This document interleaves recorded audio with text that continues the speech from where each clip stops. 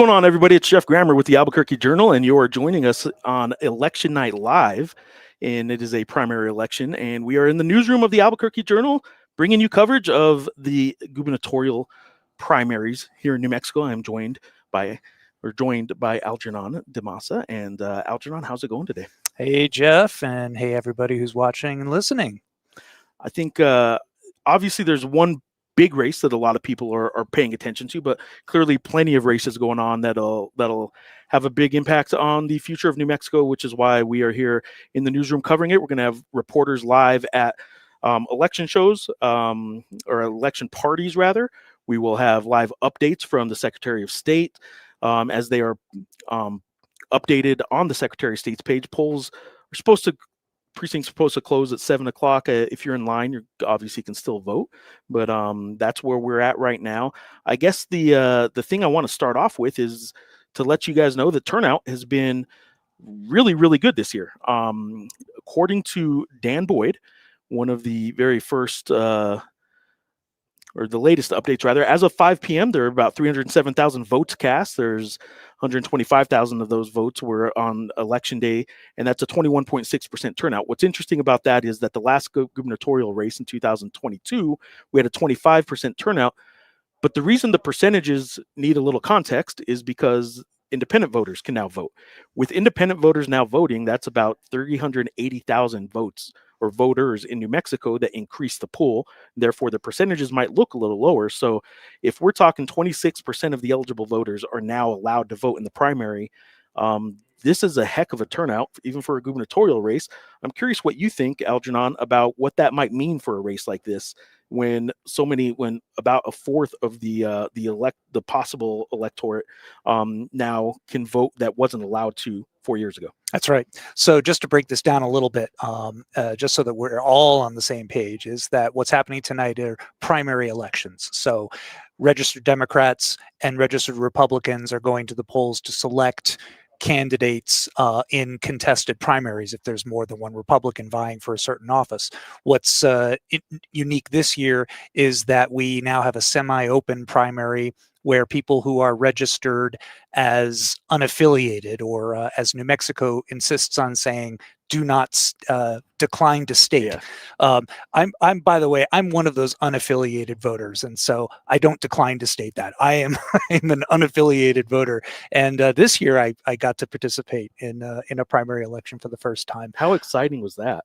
Was it exciting? I don't. It was funny. I walked into the Luna County Clerk's office to do cast my ballot early, and you just walk in and identify yourself the way you would for a general election, and then the county clerk or the election worker asks you whose ballot you want, because they print your ballot out when you go to vote. And I wanted to say, oh, I don't know, surprise me. But I did not do that. You had to pick. Right. They make you pick. That's the thing, is you do have to pick. And so for an unaffiliated voter, this is a different way of thinking about your choice than if you are a registered Democrat voting in your Democratic primary.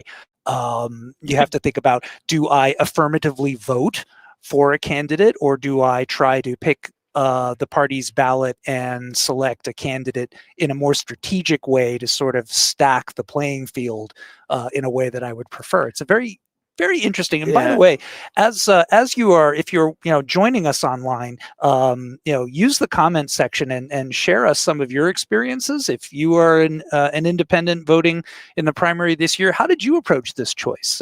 We'd love to hear that. And hear how people are thinking about it. Yeah, the options are, I mean, you said strategic. Like, the options are, most people just on the surface, when you're voting, you're supposed to vote for who you want to win. But that's not always what happens, and we know that. And we've seen that with third-party candidates sometimes. Do they take away a vote from one candidate or the other? But now with independents, you can obviously vote for who you want.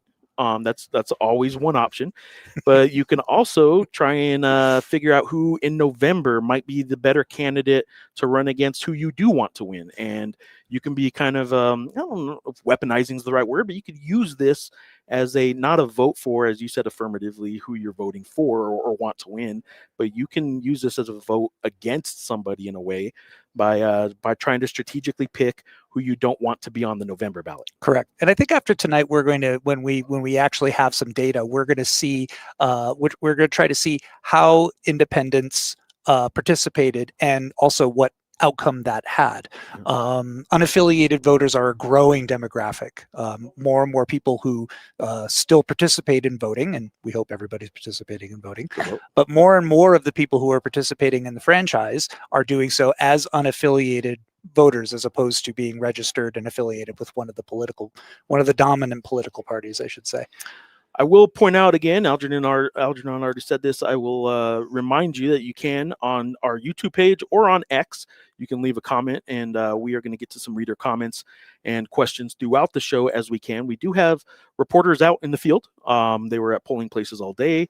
They were at talking to voters. They were talking to candidates. We have people at parties, election night parties. Are they called parties if you're not going to win? I mean, I guess they're celebrations of some sort. It's over if you're not I've never winning. heard a candidate for office ever admit the possibility of not winning. Yeah. I mean, they could have $5 in their campaign and be polling in the 1%, and they will still say, "When I am governor."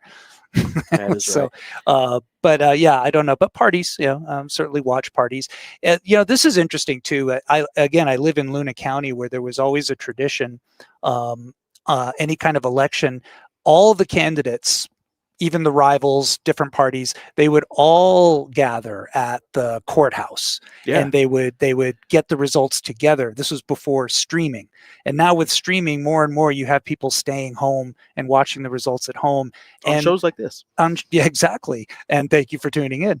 But I have talked to candidates in Luna County who miss that moment of that you've won, or that you've lost. You have that opportunity to congratulate each other, and it's one of those truly sort of communal aspects of 100%. I remember even just young, earlier in my career, wasn't always a sports guy.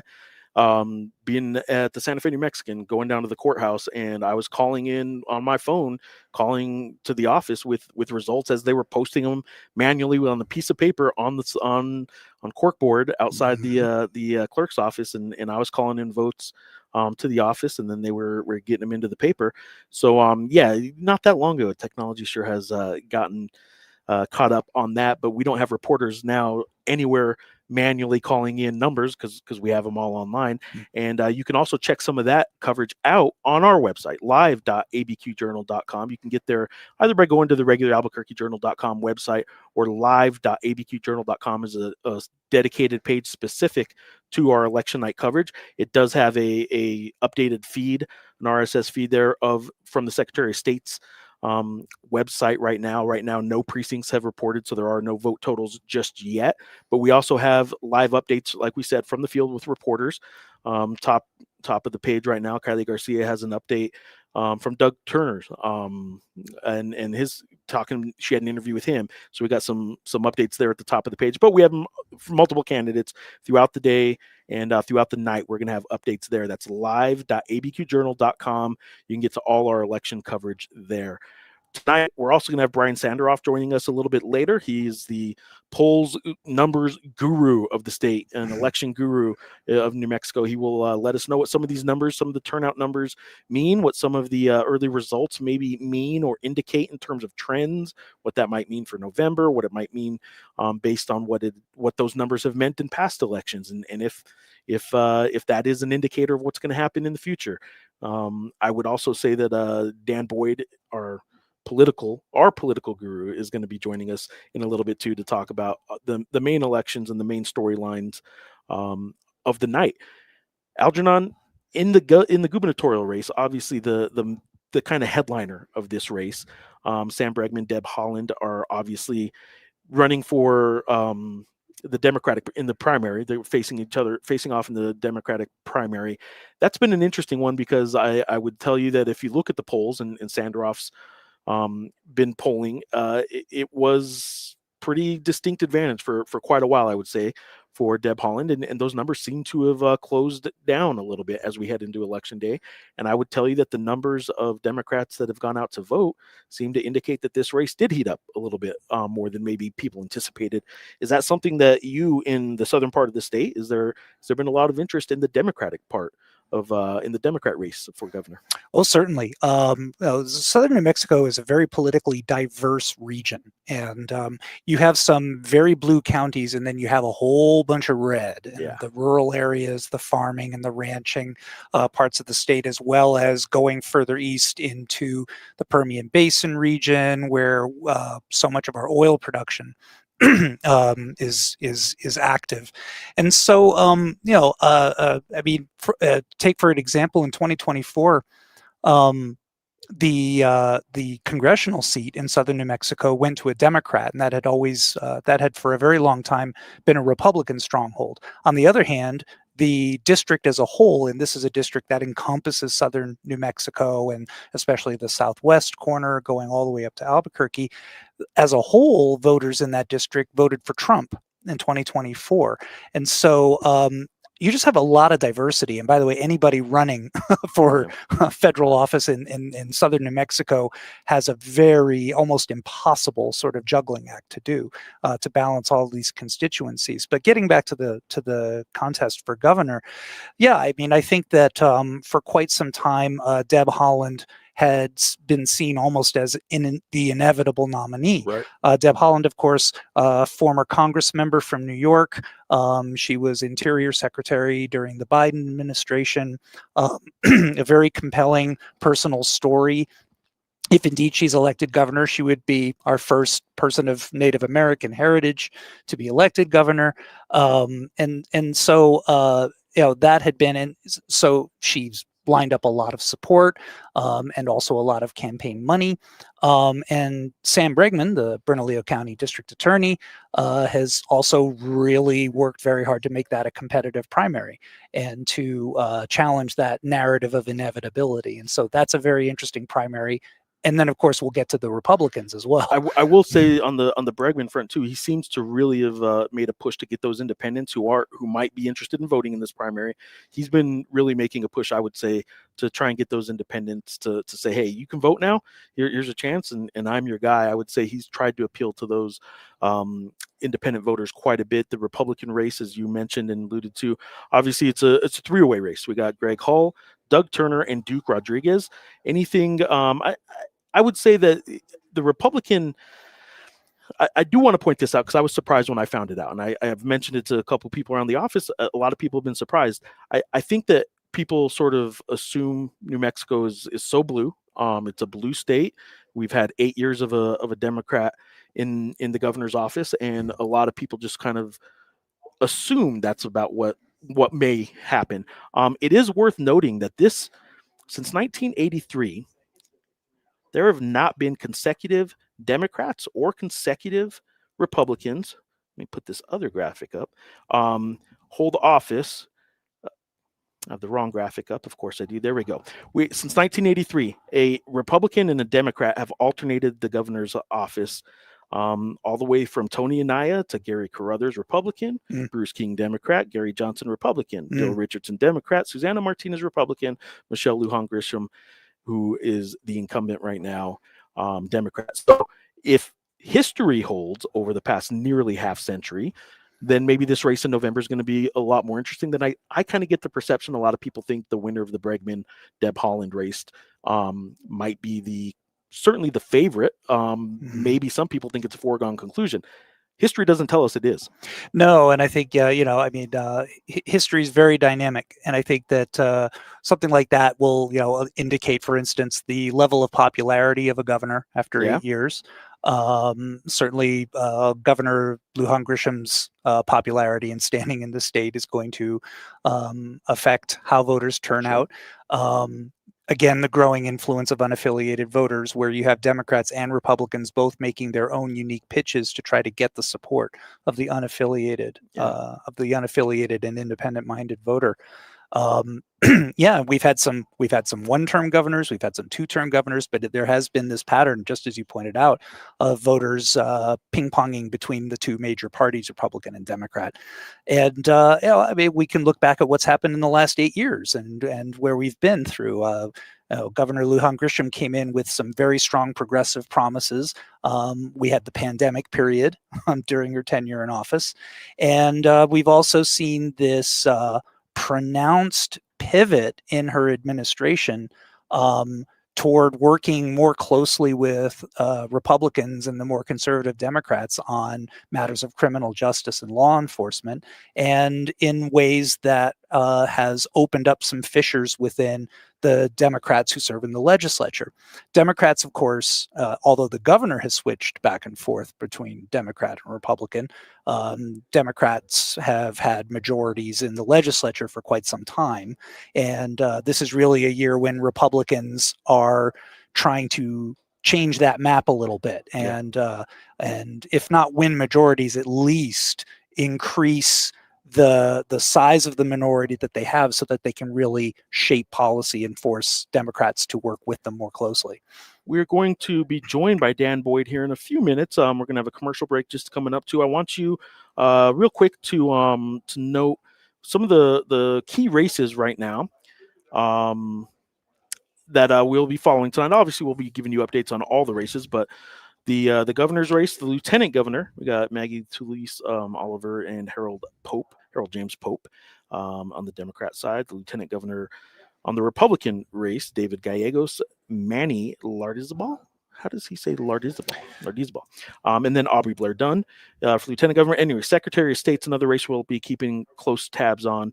And land commissioner is an interesting one as well. We're beginning to see some very early results, and we should, as we talk about these numbers, we should always just remember that these are unofficial results, and even what we have later tonight will be unofficial results until the official canvass. So the very first votes that are coming in and being reported, these are very likely reflective of people who've participated in early voting. Not very surprisingly, in these initial results, we are seeing a pretty big jump for Deb Haaland initially. And let's see, among the Republicans, where we have three candidates, we have a bit of a lead for former Rio Rancho Mayor Gregory Hull with 310, Doug Turner with 273, and then Duke Rodriguez, whose candidacy has we'll be talking a lot about Duke Rodriguez's candidacy tonight. He's trailing a little bit at 107 votes, 15.5% compared to 39.6% for Doug Turner and 45% for Greg Hull. But again, these are very early numbers, and we'll be bringing updates periodically through the night. But you can also always look at live at ABQ Journal. live.abqjournal.com and see the live feed as these initial results are posted. For now, we're going to take a break. When we come back, we'll be joined by Dan Boyd, and he will give us the latest on some of these numbers that are starting to come in. I know a lot of people might still be in line out there, but he'll give us some updates from the field and what's going on in this race. For now, some words from our sponsors. And thanks again, by the way, for joining us on this ABQ Journal election night live broadcast. Join us, send in your comments. We're going to get the comments fixed on YouTube. It turns out that the comments were not turned on, and they will be momentarily. Sorry about that. Thank you, guys. We are a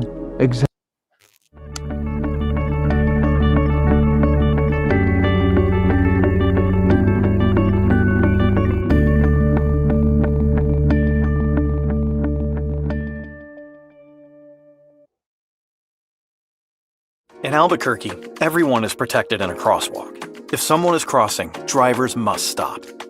For pedestrians, for cyclists, for people who use wheelchairs, for everyone. Everyone in a crosswalk deserves a complete stop. Backed by a century of trust, leading local news into the future. The Albuquerque Journal, legacy-driven, future-focused.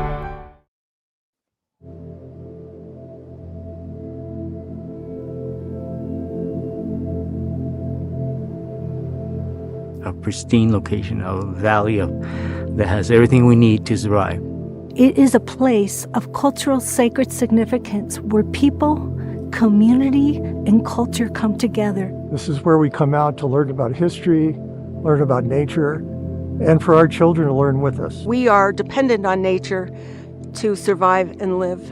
And it reminds us that as large as it is, we have to honor it and respect it. In the Caja, the cattle water actually provides water on this dry plateau for wild animals. It provides so many resources to the people of New Mexico, but particularly to the people of this area and the pueblos who live near these public lands.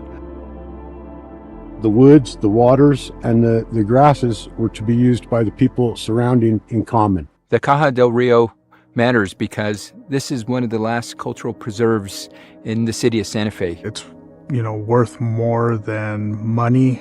Basically, can't ever be replaced.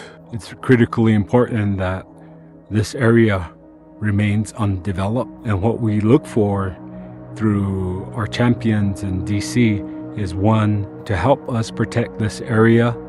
It's not just about losing 106,000 acres of property. It's about severing ties that are important to both the Hispanic community and the Native American community. And once you sever those ties of culture and spirit, no amount of money, no amount of political will is ever going to get it back. There's 106,000 acres out here that overlay with Santa Fe County. I stand with them in protecting it on behalf of our future generations. The people that have lived here for centuries, we matter, and we are a example of continuity. The Caja del Rio matters because it is a living cultural landscape that must be preserved permanently.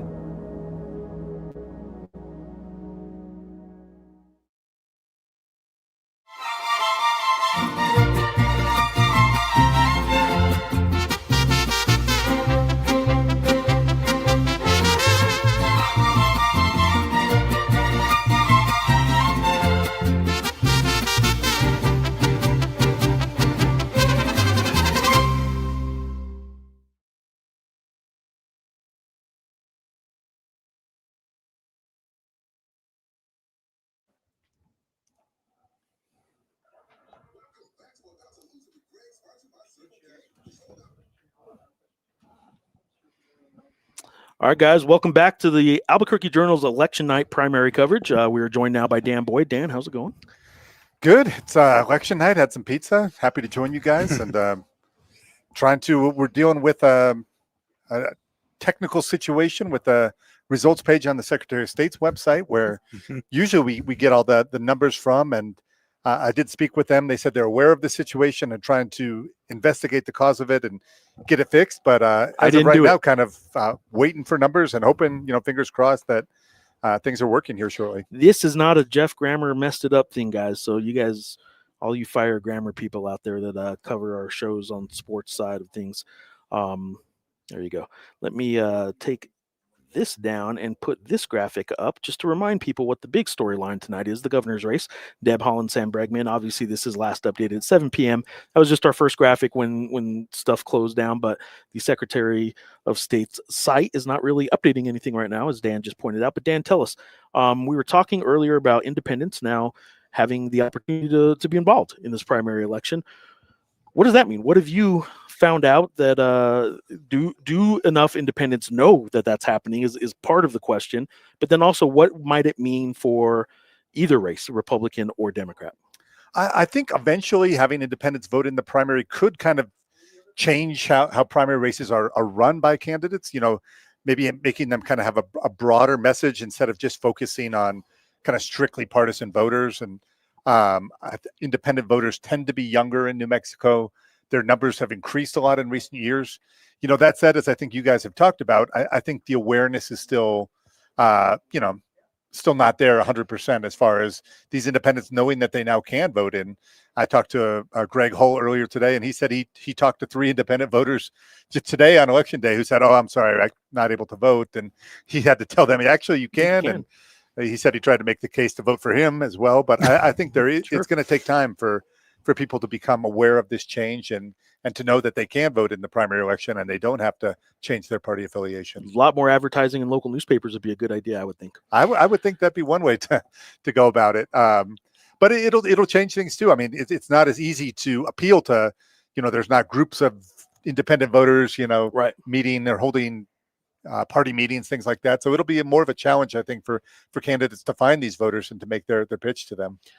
The other thing that came up just in kind of kicking off the show earlier, and I had mentioned, was this alternating candidates for about 44 years now, right? From January 1st, 1983, when Tony Anaya was inaugurated, to January 1st of 2027, when the next governor's inaugurated, it has alternated Democrat Republican. Does that in any way, because of history, tell us that that the red part of tonight is maybe a lot more interesting than I think some people have given it credit for? I think a lot of people have sort of talked about this being a Sam Bregman, Deb Haaland as next governor primary election tonight, which clearly it is not.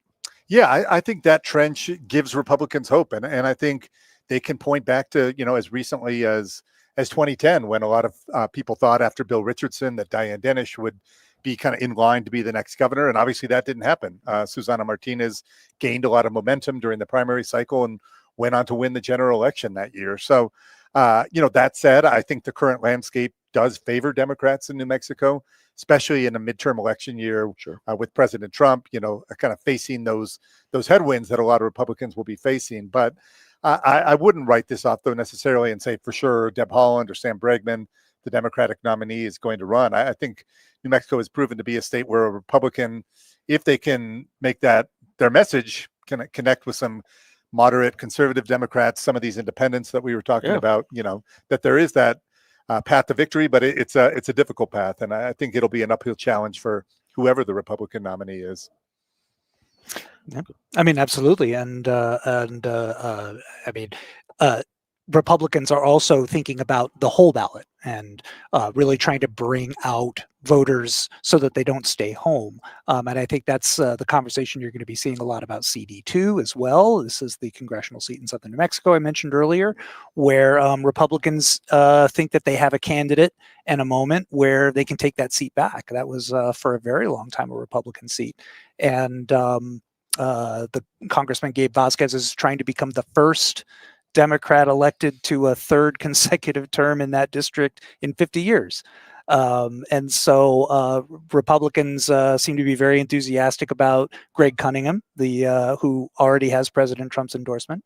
And so I think that, it's just they're trying to bring people out to mark that whole ballot and really help lift up Republicans, in these offices across the state. I do think this show over the next couple hours is going to be dominated by the governor's race. Want to talk a couple of the other races real quick? Sure. Touch on, just if you're going down the Secretary of State's website, which has now started to update partial precinct numbers, really early, obviously, very early in the night. But Lieutenant Governor's the next one. What do we need to know about the Lieutenant Governor's race? I think on the Democratic side, Maggie Toulouse-Oliver was leading in our recent Journal poll that we did. She's obviously a fairly well-known figure in New Mexico. She's been the Secretary of State for the last 10 years. Before that, she was Bernalillo County Clerk. She's facing Harold Pope, who's a state senator. She has the edge in terms of polling and I think name recognition. On the Republican side, I believe there's three candidates: State Senator David Gallegos, Aubrey Blair Dunn, who comes from a very political family. His dad was a former land commissioner. Under New Mexico system, the lieutenant governor runs kind of as a standalone race in the primary, but then gets, kind of joins the governor's ticket for the general election. So kind of an interesting system. I think some other states have different ways of doing it, but I think of note, if Maggie Toulouse-Oliver wins and if Deb Haaland wins the Democratic nomination, that would be an all-female ticket for the Democratic Party this year, which has not happened in state history. So, that could be one storyline to keep an eye out on. Yeah, the past two governors have been female, but obviously their lieutenant governors being male. So obviously that is an interesting storyline. And if you look at the early favorites and the polling favorites, that is what would come to fruition. Obviously, Sam Bregman certainly thinks has something to say about that before the night is over. What other races should we be looking at? I think the other big statewide races that I'm tracking, Secretary of State, there's been a very competitive primary between two different county clerks. Catherine Clark is the Santa Fe County Clerk, Amanda Lopez Askin, the Doña Ana County Clerk. It's been a spirited campaign. There's been some allegations back and forth about between their campaigns. I think that one could go either way. I think that's a very interesting race, and one that's maybe flown a little under the radar, but could have a lot of importance in the state, especially with the current Secretary of State's office facing a request from the Trump administration for voter roll information, things like that. The other one I'd flag is the land commissioner race on the Democratic side as well. That's also an open race. The current land commissioner, Stephanie Garcia Richard, is term limited, so she'll be leaving office at the end of the year. We've got three candidates on the Democratic side, Juan Sanchez, Matthew McQueen, Jonas Moya running. The winner of that will meet up with the Republican Michael Perry of Roswell in the general election. And I think that's one where Republicans maybe feel that they could have a chance in a statewide race in the general election. Yeah, I watched an event in Las Cruces with all of these candidates present, Mr. Perry and the three Democrats, and I think Michael Perry really presented himself as somebody that conservationists and people who would normally be marking their ballot more on the blue side, could find him appealing, and we'll probably talk a little bit more about that as we go. Some of these early numbers, anything, how does it usually work? Do they usually dump all the votes usually shortly after 7, right? All the early voting should be in and stuff like that. And we are starting to see some votes now kind of showing up on the Secretary of State's website. We've also gotten some we have updates, I believe. Here. We have a very unsurprising AP has called the primary for U.S. Senator for the incumbent, Senator Ben Ray Lujan. Ben Ray Lujan, longtime House member. He was very high in the House Democratic leadership before he moved over to the Senate. He did have a challenger, kind of somebody running from the left on his campaign website, identified himself as a Democratic socialist and was really trying to be a kind of a Bernie Sanders, left-leaning Democratic candidate. But the result has been pretty lopsided early enough that the Associated Press went ahead and called that for the senator. Yeah, and interesting, on the Republican side, their initial candidate that they had filed and was disqualified, and now they're trying to get a write-in candidate, so that there's the chance that Ben Ray Lujan will be unopposed in the general election, at least from major party opposition. We'll see whether this opponent on the Republican side gets the required number of votes for as a write-in candidate to appear on the ballot, but probably not a surprise. Ben Ray Lujan, the incumbent, kind of having a pretty stress-free evening on the Democratic side. Yeah, a very formidable person to try to unseat. The write-in candidate that we're talking about is Larry Marker, who has run for office before, and the Republican Party had not nominated, had not had a primary candidate. Larry Marker is hoping to win enough support as a write-in candidate that he would become the Republican nominee, and that would get him on the ballot in November. So that's what he's going to be watching for tonight. Also, just big news: Brian Sanderoff, who's our pollster for the Journal, longtime New Mexico observer, is projecting Deb Haaland as the winner in the governor's race. He says that she's far ahead, including in the conservative counties, so feels comfortable with Deb Haaland as the projected winner in the Democratic primary. Still waiting kind of full results, and obviously with the technical issues on the Secretary of State's website. But I know you guys had talked earlier, but she was kind of the favorite coming into this. Her fundraising levels have been historic. I mean, getting a lot of national support, but also I think Sam Bregman ran a pretty spirited race against her and tried to, tap into some concerns from more moderate Democrats about crime, public safety, and but it appears she will be the nominee, and we'll see who emerges on the Republican side to try to run against her in November.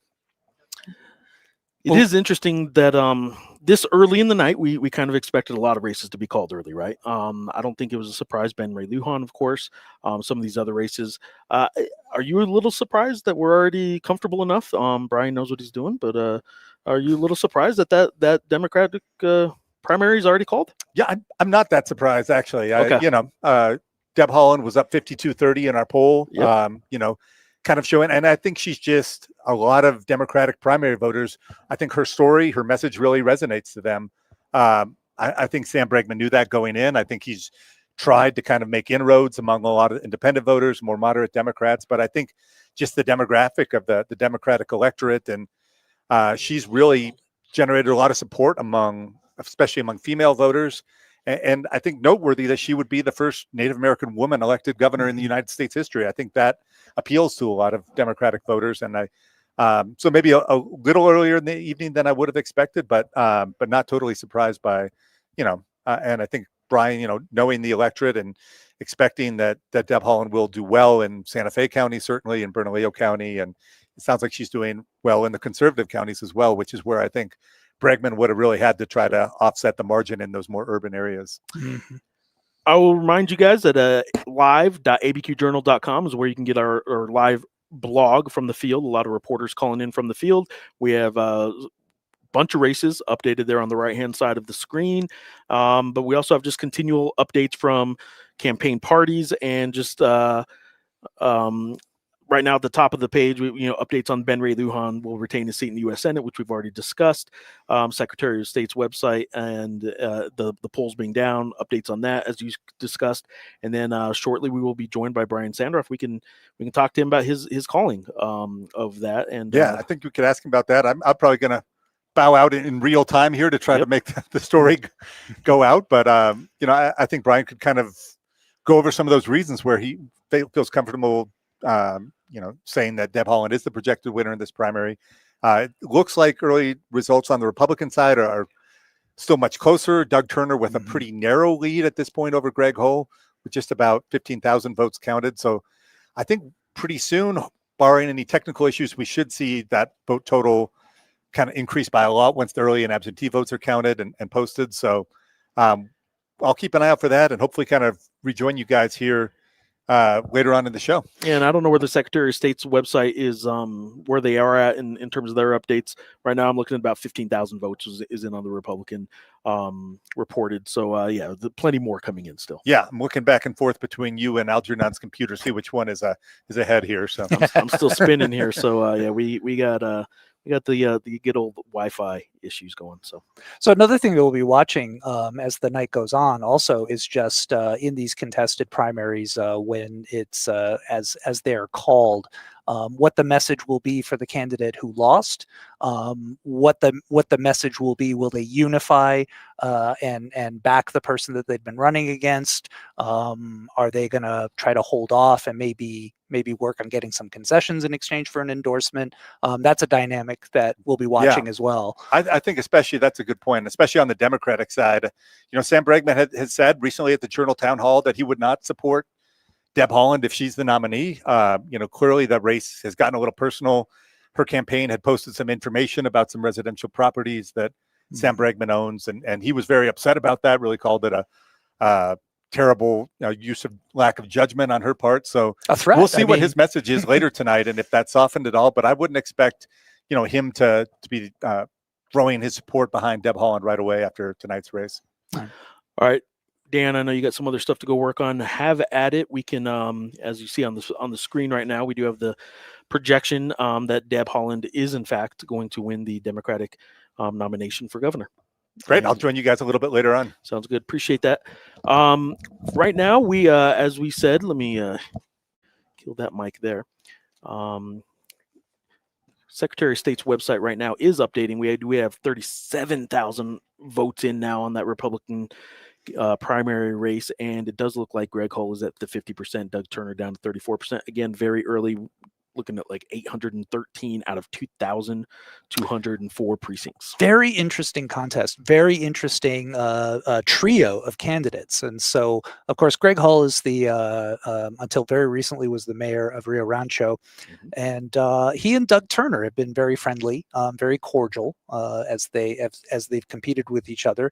Doug Turner has run for governor before. He this year got into the contest pretty late, but he built a lot of support and a lot of campaign resources really quickly.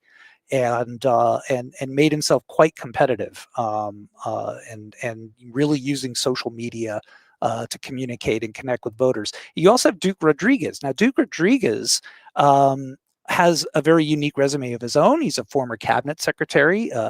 He's a specialist in health policy. And since leaving government, he has made a name for himself as the CEO of Ultra Health, a cannabis company, both medical and adult use cannabis. And he's had to weather, he was kind of an outsider in his own right, and he's had to weather some allegations about his residency. He voted in Arizona in recent elections and has property there, and there were allegations that he was actually an Arizona resident, and so he's had to overcome quite a bit of pushback. He's been quite forceful. His memorable catchphrase has been that New Mexico is not a poor state, it's absolutely a poorly managed state. And he's repeated that every chance he could get, and has really forcefully campaigned on that message. And we see Duke Rodriguez trailing the other two candidates. These are very early and unofficial results, but this first indication that we see, Mayor Hull is breaking away from the three, and with 50% of the roughly 38,000 votes that have been cast so far.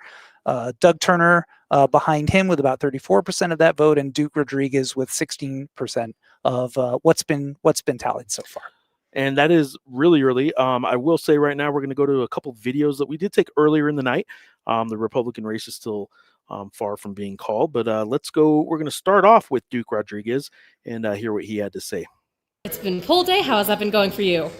I think so far it's gone as expected. The weather was warm, but the winds have come up. But either way, I think we got to see the bulk of the people that we wanted to see. Okay.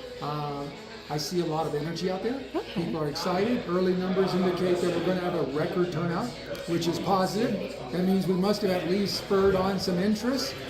Most people were predicting a sleepy primary, and we're having completely the opposite. So in that way, I'm personally very proud of that outcome. Did you have a lot of interactions with the voters today? I would say we had several hundred individual voters shake hands. Some of them were real positive, saying we haven't voted and we're headed to the polls.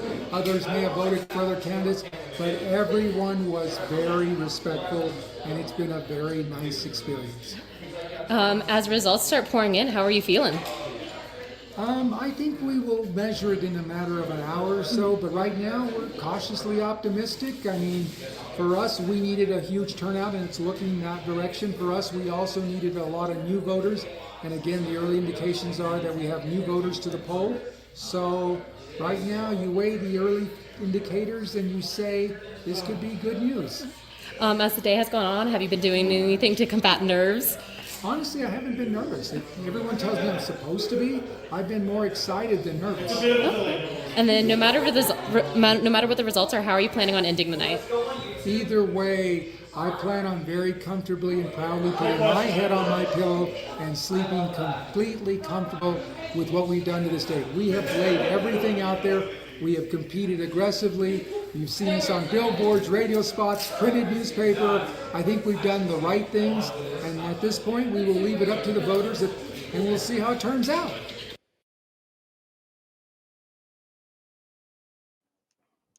That was Duke Rodriguez earlier tonight. We are now being joined by Brian Sanderoff. Brian, welcome to the Albuquerque Journal's election night coverage. Algernon Damasa and myself, Jeff Grammer. Brian, thanks for being on. Thanks for having me. Can you see me right now? I was just, let me getting back on. There I am. There you are. So, Brian, obviously you are at our media partner, KOAT. I can see you there. Busy night. Every election night's busy for you, but it's been busy quite a bit for you the last several weeks and months as we went into this. The polling showed us that Deb Haaland was doing quite well. I thought maybe we'd have a little more intrigue tonight. I thought this might last a little longer before you could call it. Are you at all surprised that this is a race that is already so quickly called? Yes. As you noted, we had the Journal poll in April that showed Deb Haaland with a 22-point lead. And at the time, a lot of people were wondering about that. And we've also, and Sam Bregman's done a pretty good job. He tried to narrow it. But frankly, what we're seeing tonight is not surprising in the sense that Deb Haaland won. What might be surprising is the margin and the places where she's winning. Now, we just started looking at the county results, and we're also just looking at the early and the absentees, right? Those come back really fast, and then we get to see the election day vote. But even in Chavez County and Curry County, places where the Democrats are even conservative, Deb Haaland is ahead. She's ahead in Roswell, and she's ahead in San Juan County. So unless there's something wrong with the Secretary of State's site, which I'm sure there's not, how is it that Sam Bregman is even losing the most conservative counties in the state? And again, it's just among Democrats, and it's among those unaffiliated voters who are voting in the Democratic Party. So to answer your question, what does this mean? Or are we surprised? Surprised by the margin, yes. What it means is that the progressive voters, more than half the Democrats identify with the progressiveness. They came out big time, and the turnout was pretty impressive.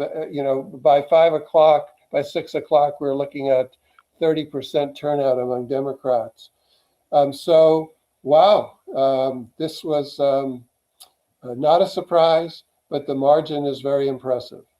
Some candidates had reported earlier today to a couple of our reporters that are out in the field that I think Doug Turner said he spoke with a few independent voters today that said he's going door to door, and they told him, "I'm sorry, I'm independent, I can't vote." So the messaging that independents can now vote, I am curious if that got out as well as it should. As that picks up, as they're now allowed to vote goes forward, what do we think that might mean in these primaries? Is it going to be an opportunity for voters to can one party capitalize on a fourth of the state's voters now being in play in the primaries?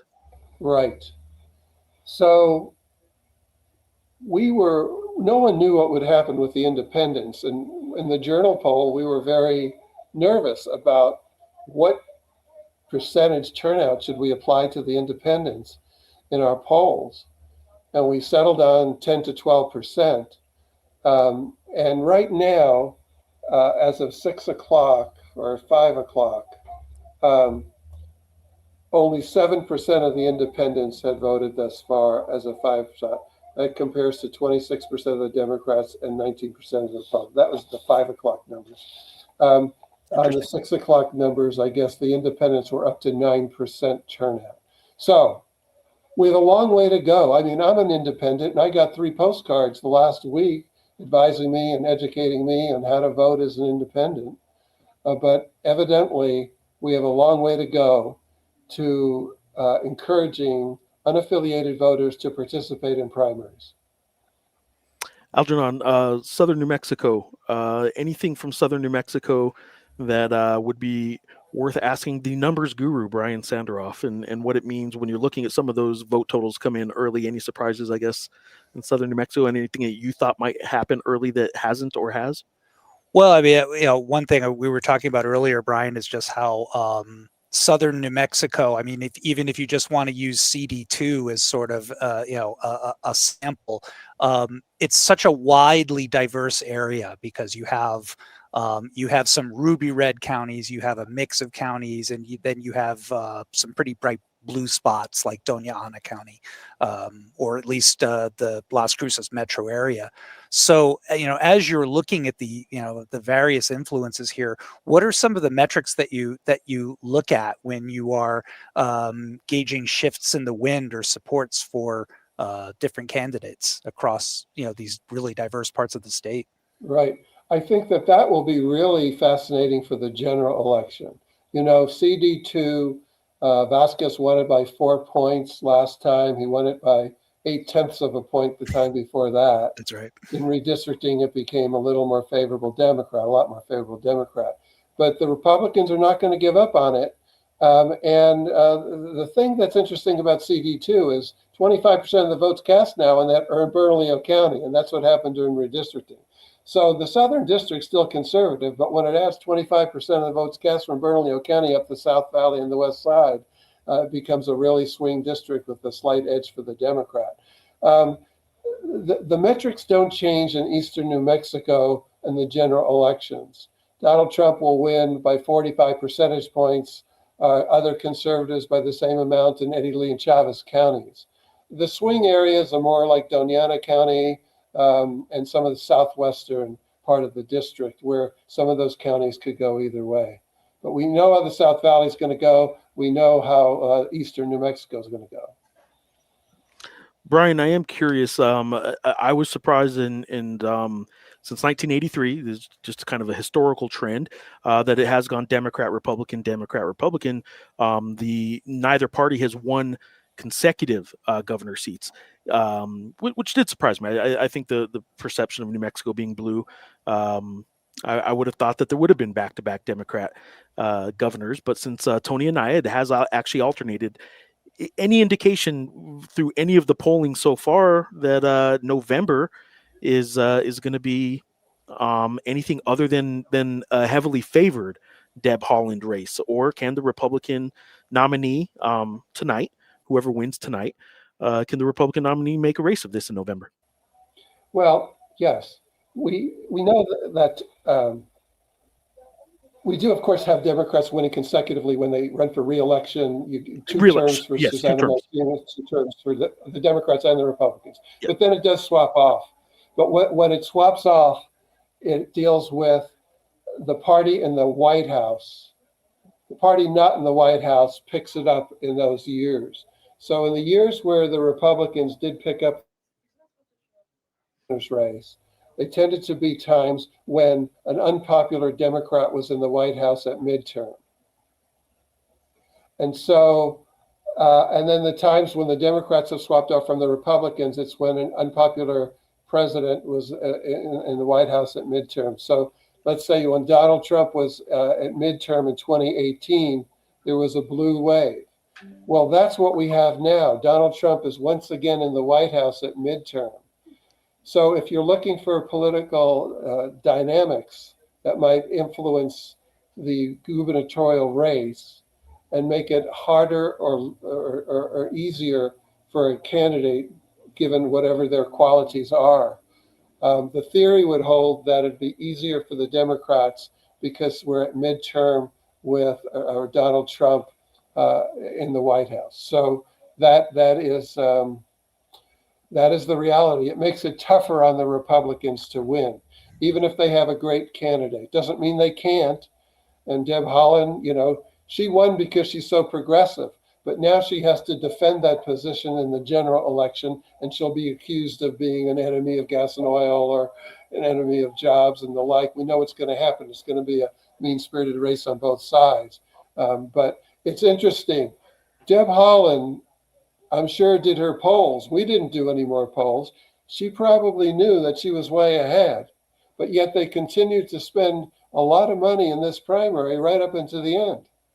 And so that shows they wanted to make a statement now to probably help them for the general election to discourage people from investing in that race. It also helps build that narrative of inevitability that seems to make an impression. Brian, do you have recent data that's sort of measuring sentiment toward the state legislature, which has had Democratic majorities in both chambers for quite a while now?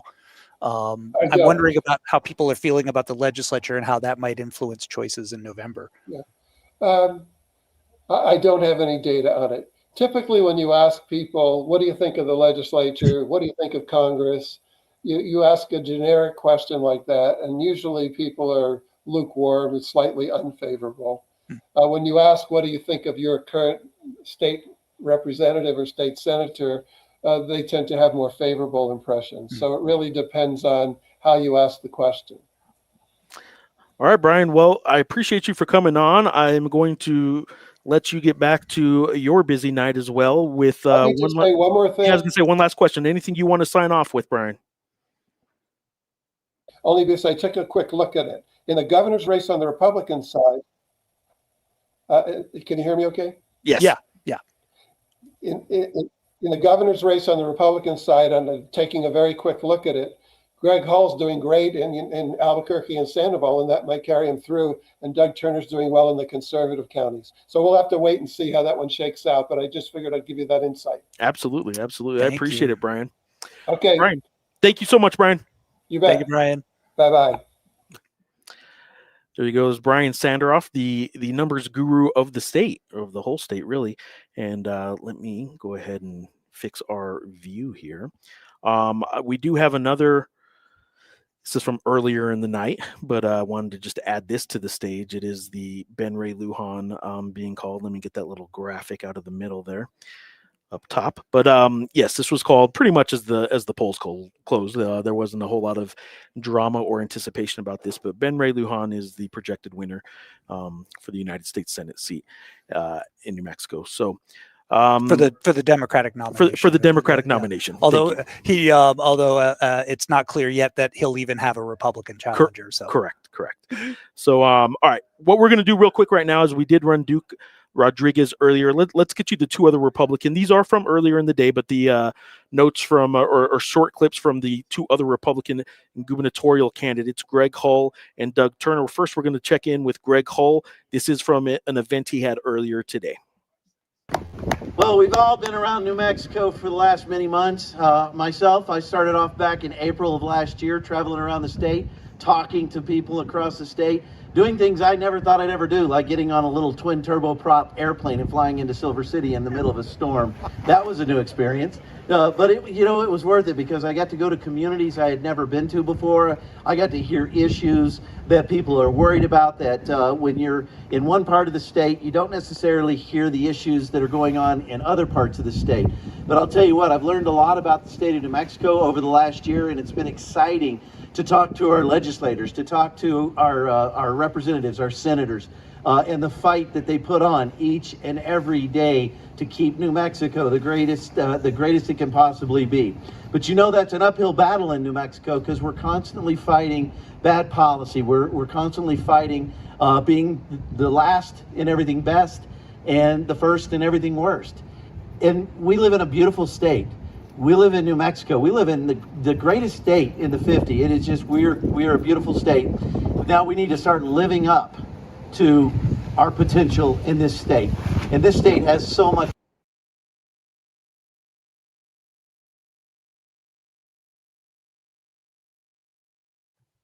All right, there you go. We are now, let me take this off here.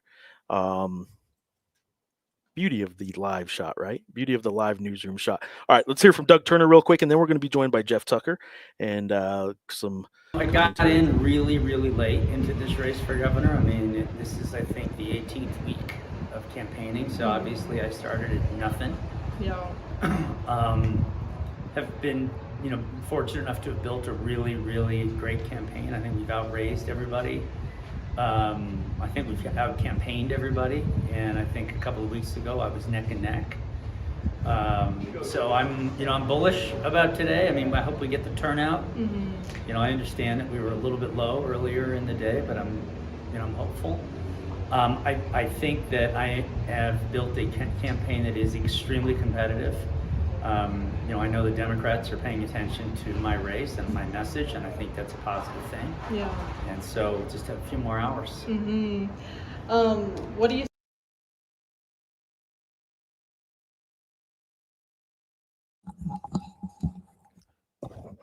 All right. Either one works. We are now joined by Jeff Tucker. Gotcha. Let's see here. Let's go to this as the primary camera here. Let's flip this to that. Let's get the two Jeffs in here. Get the two Jeffs in here. We got this now. All right, Jeff. I am curious. Jeff Tucker, the editorial page, a columnist, regular contributor, columnist. What's the official title, Jeff? Just a journal columnist. Journal columnist. Jeff, I am curious if you are. Let's start with the Democratic side. Early call for Deb Haaland. Are you surprised in any way that it was called this early? Yeah, I am. I'm stunned, really, that it was called so early on the Democratic side. I think the Republican side is still a little open. I thought Turner had the advantage. Let's pull this cord that's catching right here. Okay. Going into the night, I thought Turner had the advantage, and I still wouldn't be surprised if he pulls it off. But the numbers are just stunning on the Democratic side, and I think it was called at before 7:30. And I was just listening to your interview with Brian Sandroff, and he says that Deb Haaland is even winning in conservative areas of New Mexico. And that really doesn't surprise me that much. I figured Deb would win in Chavez County or that it would be close. I just overall thought it would be a much closer race than it is. Yeah, we got some latest numbers here. So as of 7:55, we do got Deb showing at 73% of the vote so far, and Sam Bregman at 27%. I don't know that those will be necessarily the final numbers that we're going to see at the end of this. Well, it can't be. That's a 46-point split. Yeah, so I think that we're going to be. I'm surprised that it was called this early. As Brian said, maybe not so surprising. The outcome, the polling certainly suggested that Deb was going to win, but certainly surprised as Brian pointed out, the where, the how it's happening, and the this controlling this early. I think there's one takeaway I have from tonight so far. It's that you cannot count on independents to win a primary. There you go. On either side of the aisle. Now it is early, obviously. This is the first time this has happened, so we don't know long term how this is going to be. But the early results, the early polls are showing us, if you thought the independents were going to sway this a whole lot for Sam Bregman, and that's what I think a lot of the Sam Bregman campaign was counting on. That's certainly not happening right now. When we saw that 77% of independents were polling the Democrat ballots rather than Republican ballots, I think there was a instinct to that. They're maybe leaning towards Sam, but maybe not. Maybe the independent voters were a lot closer. But that early on, that looked like a good sign for Bregman that you're getting 77% voting in your primary. But I think it shows that the high level of interest there was in the Democratic primary, and frankly, a lackluster interest in the Republican side. I am curious what your thoughts are so far on the Republican side. Not only that race, but also what this may mean, what the candidate coming out of this, be it Doug, be it Greg, be it a great comeback from Duke. But let's say right now the numbers show right now that either Doug or Greg might be the Republican nominee. What are their chances in November? Is there anything to read into what's happening tonight that changes or in any way molds our opinion about November? Well, if you're coming out tonight, you're in Deb Haaland, you've got a tremendous amount of momentum. You've shown that you can raise the money. And let's face it, the track record is Republican hasn't won a statewide race in New Mexico since Judith McNamara in 2016. So Republicans are going to have an uphill battle there. In terms of the battle between Hull and Turner, I think it's your classic Albuquerque Metro versus Southeast New Mexico kind of oil and gas money battle that's going on. Duke tried to squeeze in there, but at 16%, it doesn't look like he's going to have much. Well, maybe he will be the one who determines between Hull and Turner. Either one facing Haaland in November is going to be a very uphill climb. I'm curious what you think in terms of just issues, right? I mean, obviously an election is always about something, not just the people, but what we hope that it's about what they stand for, what they do or don't stand for, and stuff like that. What are the issues that mattered this go round? I don't think the issues were a factor at all. It was a profile. Do you think it was profile? It was a battle of resumes. If you look at the TV ads we've seen, especially from the Haaland camp, there's no specifics on anything. We're going to fight for health. We're going to fight crime. Well, what are you exactly going to do? And Haaland has avoided getting into specifics, where Bregman laid out a long, 1,700-page plan with specifics. But I don't think that, voters want a message. And it looks like profile and personality prevailed here on the Democratic side. How much did that surprise you? I know the results being early surprised I'm really you a little stunned. So I'll admit it. I was on Bob Clark's show last week on KKOB, and I said I think Haaland best case scenario was 55-45, and at 73-27, she's far exceeded my best case scenario. Let's see if there's that is what the But I Secretary of think State that'll has right now tighten too. though. 77-20. Yeah, I would too. I mean, I would guess. I would suspect that because I didn't suspect it being in the 70s by any stretch of the imagination. So I didn't know, like you said, 55-45 sounds about right. I wouldn't have guessed it to be in the 60s. So the fact that it's early on in the 70s, I would think that And tightens remember, up. Sam had a strong performance when he ran for district attorney against Damon Martinez here in Albuquerque. Offhand, I think he won that one by about 10 points. So I thought he had, a good base here in Bernalillo County. And I thought his message would resonate outside much better than Deb Haaland's. But if these numbers hold, to Sandoval's point, I worked in Chavez County at the Roswell Daily Record, and the Democrats in Roswell are as progressive as the Democrats here in Albuquerque. I mean, they just are. So there's not a big split there. But I thought that you would get more moderate Democrats in the race, kind of more Second Amendment type, more centrist. And I really thought that the best argument for Sam Bregman was he would be a better candidate in November than Deb Haaland. I still think that's the case. I think there's so much in Deb Haaland's record that's going to keep me pretty busy over the next 5 months. I am curious to the in terms of what's coming out of the Republican primary and the candidate. What should their approach be that maybe Sam they can what can they learn from the way Sam campaigned and maybe didn't get through as much as some people thought he would? What can they learn from what Sam did this campaign against Deb that they can try and do differently, or is there anything to learn from a primary heading to the general election? Money is the mother's milk of politics, and Deb Haaland won the money game going away against Sam Bregman. So I think if you're a Republican and you're serious about winning November, it's just the way the system works. You've got to raise a ton of money and create enthusiasm. And the question becomes, do you want the endorsement of President Trump or not? Yep. It's always hanging over your head. If I were a Republican, I would say, yeah, I don't want to run without that. And if Trump had endorsed on the Republican side, it would have made, I think, a big difference. I think so, yeah. I think that Doug Turner went to a fundraiser in Mar-a-Lago, and I thought that was a sign that he had support from the Trump administration, but he didn't nail down the endorsement, and that can end up costing him the race to Greg Hall. All right, well, Jeff, we're going to take a quick break here. What we're going to do right now is we're going to go to another commercial break. When we get back, I think Algernon's going to be joining us again, but we're going to go to a quick commercial break and hear from some of our sponsors. Thank you. Let's see here.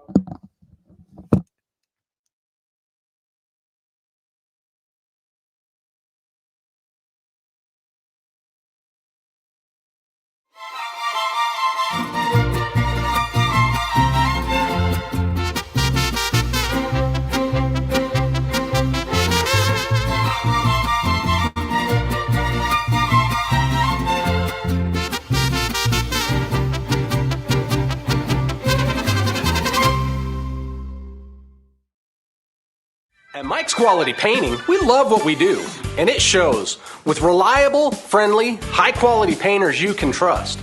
Interior or exterior, residential or commercial, if you want the job done right, call Mike's Quality Painting.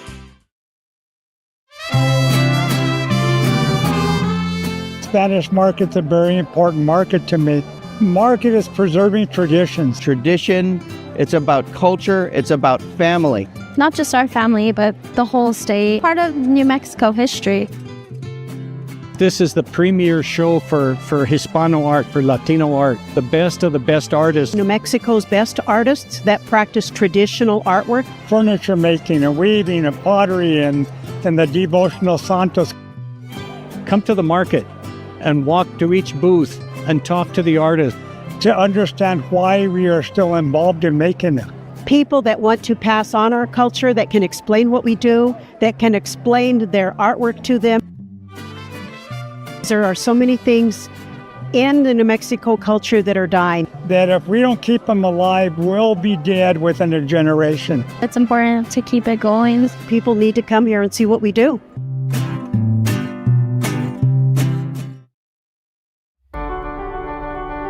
backed by a century of trust, leading local news into the future. The Albuquerque Journal, legacy-driven, future-focused.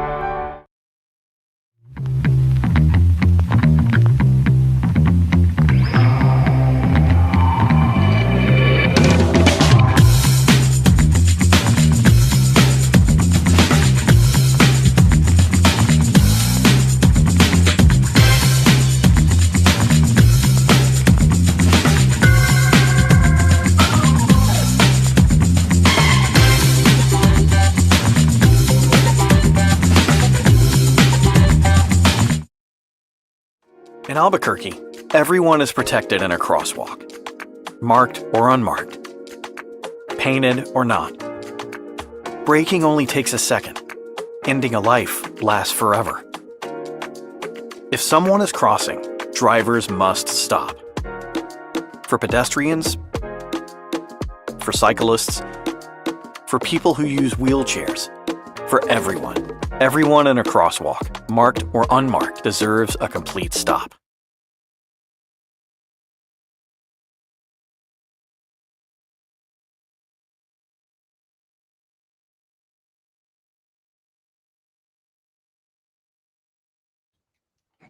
All right, we are back.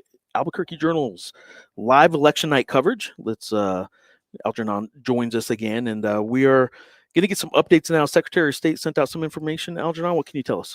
That's correct. Secretary of State Maggie Toulouse-Oliver sent a statement about 15 minutes ago, just about participation. So the data we're getting is that over 343,000 voters cast ballots in the primary this year, with the overall turnout of eligible voters at about 24.3%.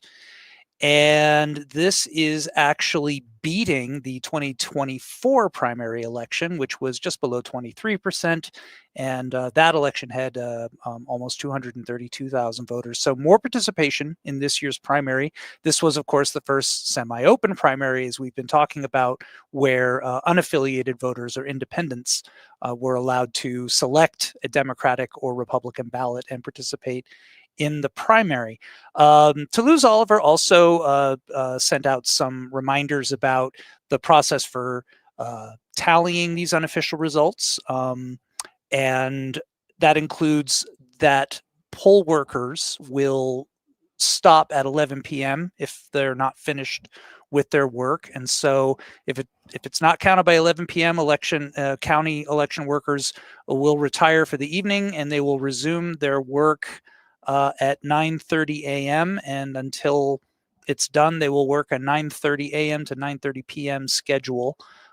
That's a fairly recent change. That was actually following the 2018 election, which in a couple of counties saw an enormous number of absentee ballots and early voting ballots. And so that actually delayed knowing the results of the election. So they did, in fact, institute this 11 p.m. cutoff so that basically poll workers can get some rest. Obviously, when we're tired, that's when we make more mistakes. So anyway, a very exultant statement from Toulouse-Oliver, calling it a very successful evening. And she said, this is a quote, "More voters turned out during this year's primary election than participated in the 2024 primary election, including more than 37,600 independent voters who were able to do so for the first time without changing the political party on their voter registration.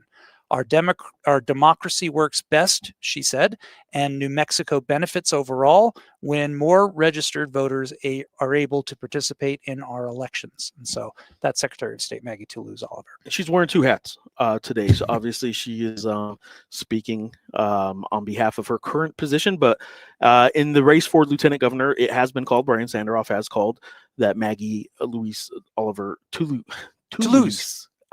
Yeah. Has been is winning, or is going to win. She is winning the nominee for the lieutenant governor's race, and it does look, with Deb Haaland having won the governor's nomination on the Democratic side, that it will be an all-female ballot, an all-female ticket for the Democratic Party for the first time. and we will see how that plays out in November. But Deb Haaland and Maggie Toulouse Oliver will be running together in November.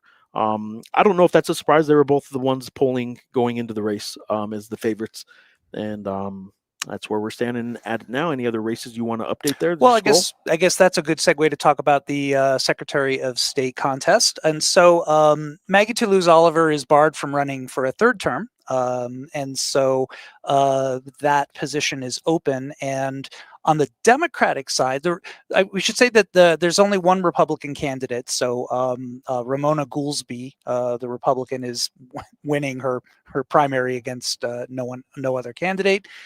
The Democratic contest is very interesting, and the results that we have so far show the two candidates very close. They're both county clerks, which means that they have one eye on elections happening in their counties as well as on their own contests. So Santa Fe County Clerk Catherine Clark is almost nose to nose with Doña Ana County Clerk Amanda Lopez Askin. The results that we have so far, I mean, they're within 6 percentage points of each other. So that remains very close. And that's been a fraught contest. There have been some allegations going back and forth. There was some criticism of Catherine Clark, allegations about posting results a little early and improperly, and some other things, as well as some allegations about Amanda Lopez Askin's campaign support from trial lawyers and questions about that. Both very experienced at running elections, both with very strong constituencies behind them, and so that's a dramatic one that we're going to keep on watching as we see. Got another graphic just to throw up on the screen. Some more called. This is some for District 2. I know that was one that we had mentioned earlier. Let me take this off the screen here. But Cunningham, Republican, Vasquez, Democrat, as you're talking about. But just to update the graphics on the screen, I don't know, any surprises in any of these ones? Well, no. I mean, no. These were not contested primaries. Gregory Cunningham. What's interesting is you have a matchup now where the Democrat and the Republican are both Las Crucens. Yep. And Greg Cunningham has, he's run for office before. He's actually campaign tested. He's run for legislature a couple of times. And he has the endorsement of Donald Trump. It's the only endorsement that the president has made in New Mexico, for the primaries at least. And the state Republican Party is pretty excited about Gregory Cunningham. He is he's a veteran. He's former police, and he has political experience as well. And they're really going to try to carry him to try to take that seat back for Republicans. Gabe Vasquez is seeking his third term. Any Democrat in this district has a very difficult balancing act to make. It's a district that extends all the way from Albuquerque in this long swoop across the southern part of the state, the entire border region into the Permian Basin. And that's a very difficult reach for a Democrat to play strategically. It's an interesting district in that in 2024, although Vasquez was reelected, the district as a whole voted for President Trump in the 2024 presidential election. So it's a highly varied and variable district, as we've talked about before. So no big surprises there. I think we know what that contest is going to be. And after tonight, I'm sure it's going to be underway in earnest. Guess we should check in on land commissioner as well. I haven't seen an update on land commissioner. Where's land commissioner on the Secretary of State site? I'll pull it up here in just a minute. I have that here. Okay. Go for it. So similarly, there's only one Republican candidate. So that's Michael Perry. Michael Perry is a very interesting person in that he used to work for the Public Lands Office. He actually worked under Land Commissioner Aubrey Dunn, the senior. Aubrey Dunn was Public Land Commissioner elected as a Republican, and then while he was in office, changed his affiliation to Libertarian. So for a while, we had a Libertarian holding statewide office. And Michael Perry worked for the office then. he's also a former game and fish warden and an administrator in that agency. And so my screen's hopping around on me a little bit as we get updates, but that is set. Among the three Republicans, we are beginning to see, as more results are reported, a widening gap with Juan de Jesus Sanchez pulling a lead with 55% of what's been counted so far, about 105,000 votes. He is a former staffer political director for Senator Martin Heinrich, and he used to work for the Army Corps of Engineers. He's attracted a lot of backing, but his challenger was actually two. So State Rep Matthew McQueen is running for that office, and Matthew McQueen, he actually chairs the Energy. The committee is a long name. Energy, Environment, and Natural Resources Committee. I had to write it down. It's a very long committee name. But he's also an attorney whose legal practice involves issues with conservation. And so he was really running hard on his resume and what he wants to do. And then the third Democratic candidate in that is Jonas Moya, who actually served in the Biden administration heading New Mexico's Farm Service Agency. And he's trailing with 10% of that vote. He kind of struggled to keep up both in fundraising and in support with these two prominent candidates next to him. Not a whole lot of stark policy differences between the three. So this office is actually very important. This is an office that regulates and manages 9 million acres, surface acres, I guess I should say, of state trust land, as well as 13 million subsurface acres, mineral acres. And so this is valuable land, and what the land commissioner is charged with doing is using that land to generate revenue, find positive uses for that land that also bring in revenue that supports public schools and hospitals and a number of other organizations and agencies that benefit from the New Mexico State Land Trust. And so it's an open position because the current commissioner, Stephanie Garcia Richard, is at the end of her second term and cannot run for a third term. She's going to be leaving office. And it's a very interesting time because we're managing public lands in the context of the Trump administration. Right. And this, the way we'll interact with federal policy really remains to be seen. We have an Interior Secretary and possibly a BLM director, Steve Pierce, former congressman from New Mexico. And both of these gentlemen have in the past spoken in favor of, or at least being open to selling off public lands for private development, private interests. Which would be the main topic of the election. I mean, there's a lot of people in New Mexico that obviously are going to feel pretty passionate about that. This is enormously emotional for a number of reasons. One is just there's a lot of pride in the recreational use of our public lands. We have national monuments in our state. And also just the very fact that, yes, we do actually use the state trust land to benefit public education as well as a number of other beneficial human uses. We also use that land. I mean, most of that revenue that we get does come from oil and gas leases. But Commissioner Garcia Richard has used that land for other things too, such as renewable energy infrastructure development, building renewable energy generation on public lands, and also using them even for housing, affordable housing projects and other things that will both serve the communities and also bring in that revenue.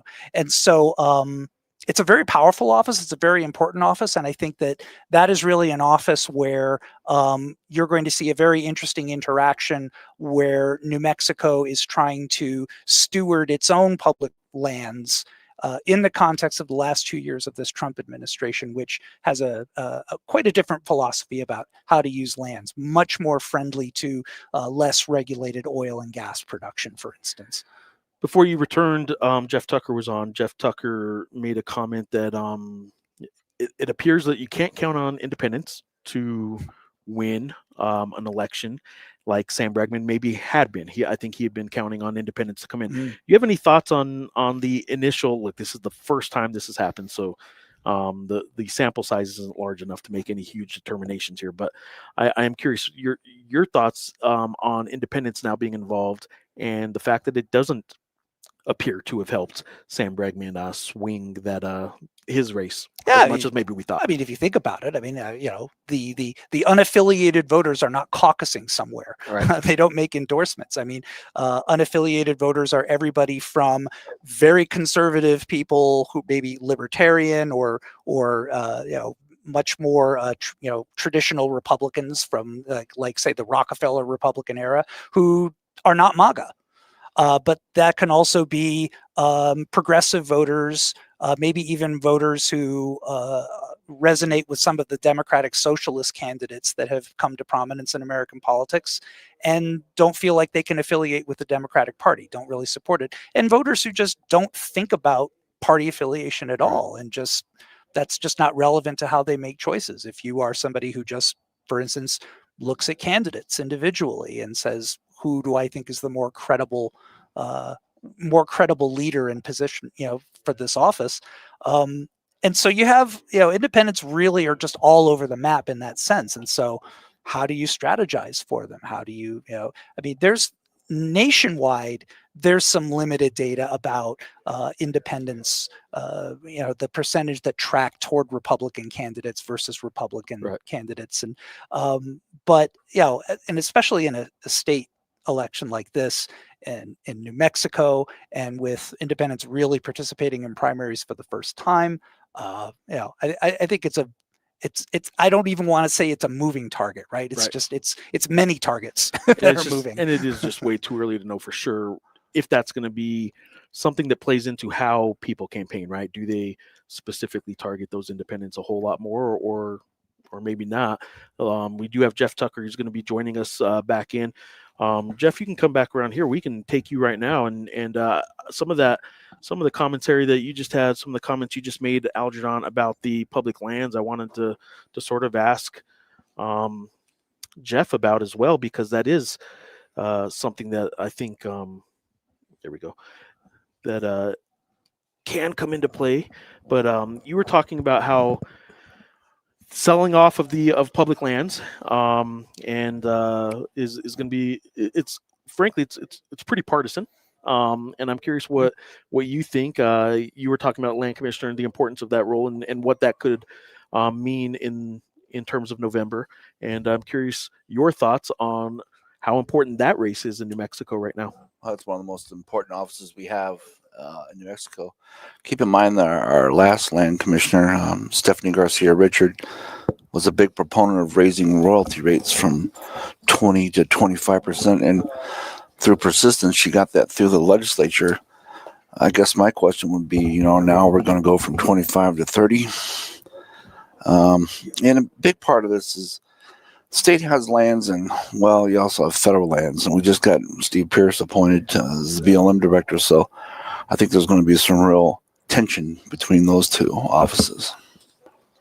I'm curious, as far as some of these other races go, we are a lot closer to potentially calling something, I suppose, in terms of the Republican, maybe. Yeah, Hull's pulling away with it, huh? Yeah, he's at 50% according to the Secretary of State at the moment. To Doug Turner's 35%. And nothing's been called yet, but any surprises there or any commentary there? Like I was saying earlier, I thought Turner had the lead going into tonight, and apparently I was wrong on that. Pretty healthy 15-point lead for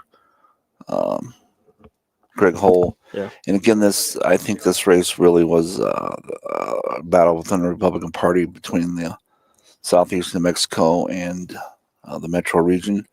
And it looks like the Metro region is going to win. All right. So in terms of what the big takeaway from tonight is going to be, what bow are you going to put on the primary message from what happened tonight around New Mexico?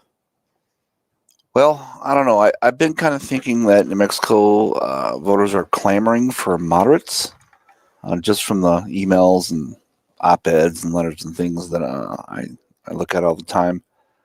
The results would show that that's really not the case, that we're more polarized than ever before, especially if Deb Haaland wins the nomination with 75%. That would be just a stunning, staggering repudiation of Democrat centrist in New Mexico.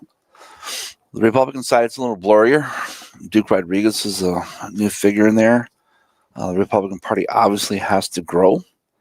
That's kind of one of the reasons I was behind Duke and rooting for him. He's a businessman. He's done something with himself, and he's really a pioneer in New Mexico. So I'm disappointed that he's at 16%. But I think what we're seeing is, to be honest about it, frankly, as honest as I can, we're seeing a unified Democratic Party and a split Republican Party. Do you see, when you look at results like this, are you looking at how Republican primary voters are making their decisions versus, the Republican Party establishment that's really looking not just to this year, but to the future and really trying to make the Republicans a majority party again, a governing party again? Yeah, when I got my ballot, I filled it out a couple weeks ago. There's no Republican candidate for U.S. Senate. There was no Republican candidate for state auditor. There was no Republican candidate for state treasurer. And when you can't even put up an opponent, that is one of the biggest signs of political defeat that you can have, was when you don't even have anyone in the arena. So I don't think it's a good forecast for Republicans looking forward. I think they're still very divided between the metro and the oil region. And that does not bode well for them in November.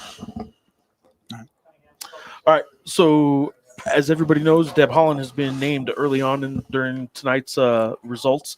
Deb Haaland has been named the winner of the Democratic primary. We have not yet named Greg Hull. He is leading. What is the updated number on Greg Hull? He's at 49% to 35% for Doug Turner. Nothing's been called there, but I guess no real surprise on the outcome. But the big surprise earlier was that was called so early and so dominantly for Deb Haaland. 7:34, according to our story. The story is called, race is called. If you just go down deep, you'll see two really close state rep races going on. One here in Albuquerque between Marion Matthews and Abby Foster. Abby Foster ran against Brooke Passan for the city council and didn't do bad. Marion Matthews is known for her support of an independent redistricting commission. She was really the leader on that. And last I looked, that race was 22 vote difference. So that's, to me, is a little window of what's going on in the metro in the Democratic Party. And I'm trying to pull that up here on my screen on the. Well, you got to go deep on this. The secretary. But those are really the only two narrow, thin races we have going on. There's another one for one of the districts. Yeah, so the other races here, he has all the races up here on his. I'll show you here. But if you look at these state rep races, this is a real problem in Mexico. Most of them are uncontested on both the Democrat and Republican side. Right.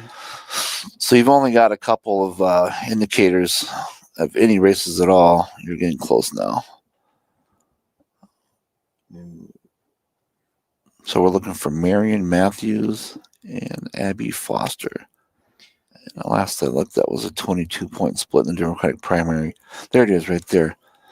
So we're at 1466 to 1448. So that's 18 votes now? Yep. Difference in that race. That is narrow thin. Marion Matthews is a moderate, who moderate Democrats have been being purged from the Democratic Party by the likes of, the party leadership. So that race, I think, will give us an indication of whether progressives are taking over everything. All right, I'm trying to pull up a new graphic for our screen here on the latest gubernatorial numbers.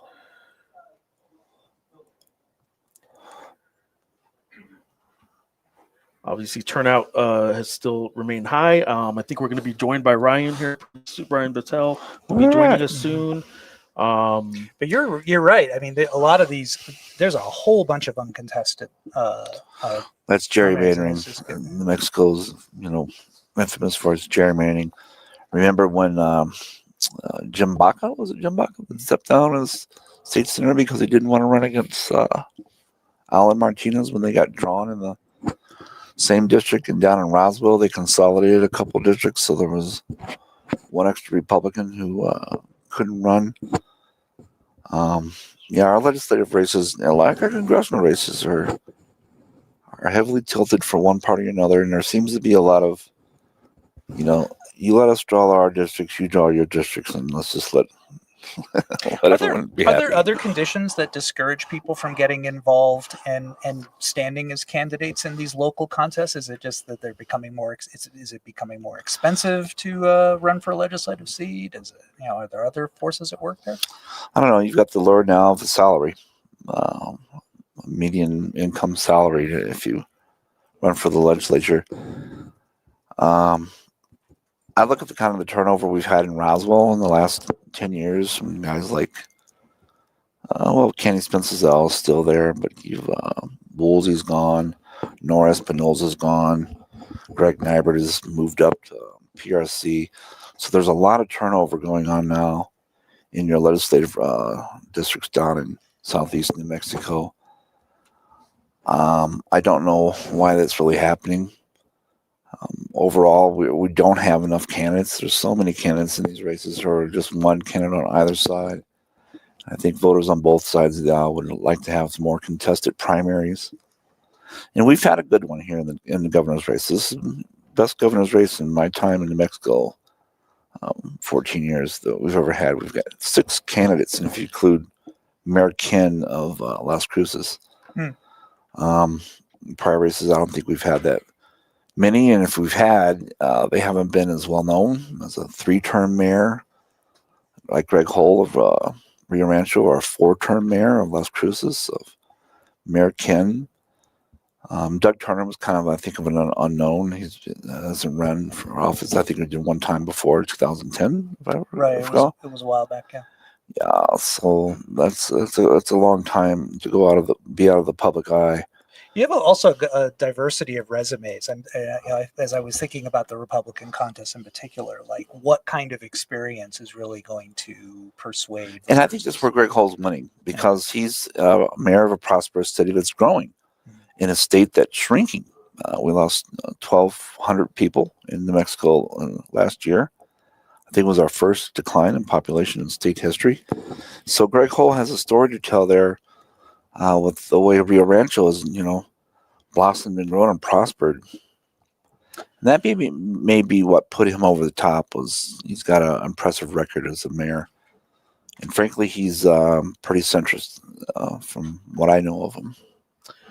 All right, well, Jeff, I appreciate it. We're going to go back fun. to a quick commercial break here. We're going to come back, and we're going to have Ryan Patel talk to us about some statewide races and some other issues. And thanks for coming on. Thanks for having me. Thank you. All right. All right, we'll be right back. Albuquerque Journal. Again, go to live.abqjournal.com to get the latest updates and some blog updates, as well as all kinds of other information about election days.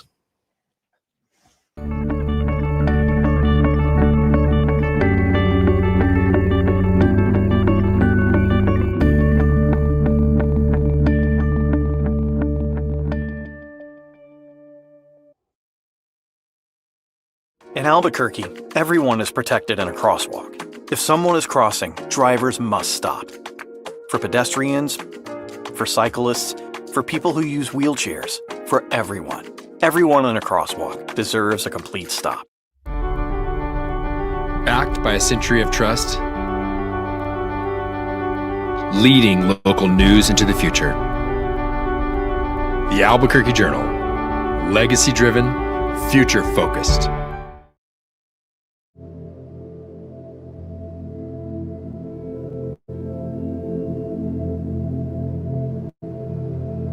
A pristine location, a valley that has everything we need to survive. It is a place of cultural sacred significance where people, community, and culture come together. This is where we come out to learn about history, learn about nature, and for our children to learn with us. We are dependent on nature to survive and live, and it reminds us that as large as it is, we have to honor it and respect it. In the Caja, the cattle water actually provides water on this dry plateau for wild animals. It provides so many resources to the people of New Mexico, but particularly to the people of this area and the pueblos who live near these public lands.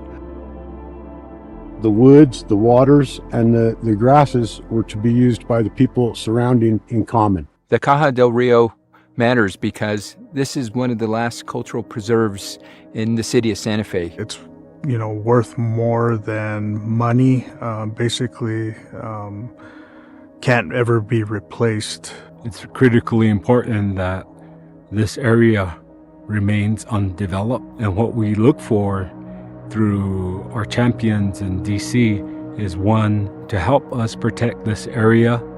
It's not just about losing 106,000 acres of property. It's about severing ties that are important to both the Hispanic community and the Native American community.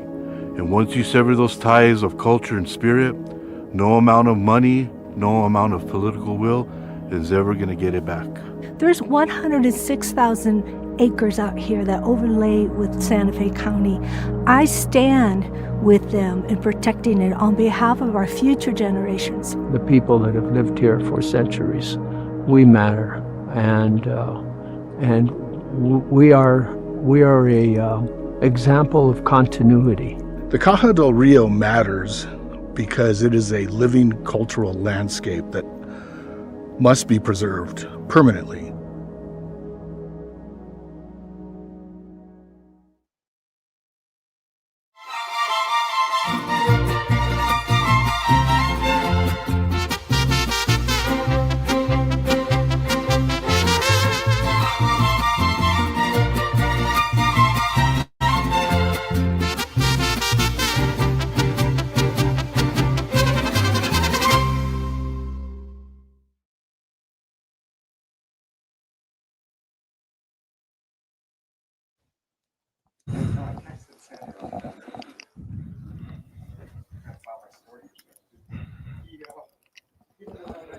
All right, welcome back to the Albuquerque Journal's live election night coverage. We're now joined by Ryan Bittel. Ryan, you have been following some other races that we haven't talked a whole lot about. Why don't you give us an update on some of the races you've been covering? So I've been covering the state house races, focusing just on the races where the incumbents are being challenged. And there's a couple pretty interesting ones going on throughout the state. The one that I think is most interesting is District 27. It's a Northeast Heights in Albuquerque race, and incumbent Marianne Matthews is up by about 22 votes against Abby Foster. So they are neck and neck right now. I'm curious if that's in any way surprising. I mean, we're talking neck and neck, like a handful of votes. Anything surprising at all too? So yeah, because Marianne Matthews, she's kind of a more moderate, fiscally restrained member of the Democratic Party. She recently wrote an op-ed to the Journal saying that she thinks she's being challenged pretty much because of her support for House Bill 99. That was the medical malpractice reform bill that has been a years-long effort to get that one across the finish line. We ran a ton of op-eds and letters to the editor on that topic. Our editorial board wrote some editorials on it. And, Marianne's pointed out that, Abby Foster has received a decent amount of support from some of the trial attorneys and groups that were sort of opposed to that legislation. All right. Any other races or anything that surprises you about tonight that from the statewide perspective that is worth noting? So I was looking at which incumbents were going to have challenges and why. Most of them are pretty safe. There is a race in Northwest New Mexico. Joseph Hernandez, the incumbent, is up by just a couple percentage points against Christina Aspas, who has challenged him for the seat before. And then also in the northwest side of the state, Martha Garcia, the representative incumbent, she's in a tight four-way race. she was she had, I don't believe she wasn't elected to that position. She was appointed to it in 2025, and Johnny Valdez, a former Cibola County sheriff, is kind of jumped out to the after the first batch of votes were counted.